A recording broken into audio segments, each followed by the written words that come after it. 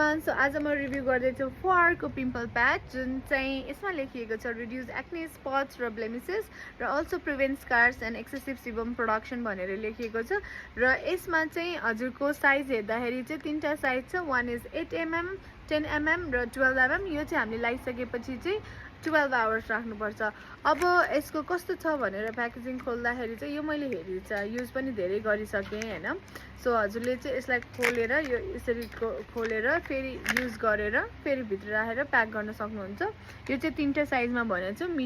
यो चाहिँ लार्ज भयो, यो चाहिँ मिडियम भयो एन्ड यो चाहिँ स्मल वान भयो. मेरो एउटा पिम्पल आउँदाखेरि चाहिँ मैले यो लगाइसकेँ, मिडियम साइजको मैले लगाएँ, हजुरले हेर्न सक्नुहुन्छ. र स्किन कलर छ त्यस्तो नराम्रो देखिँदैन, लाइक नराम्रो इन अ सेन्स ठिक छ. स्किन कलर भएको भएले झन् गुड भन्छु मैले चाहिँ. अनि यसको प्राइस चाहिँ 168 आइसी हो र मल्टिप्लाई गर्दाखेरि 1.6 मल्टिप्लाई गर्दाखेरि 300 समथिङ पर्छ.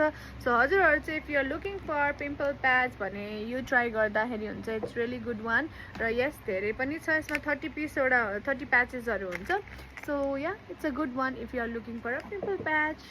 And this video is non sponsored, bought by myself and giving you the honest review.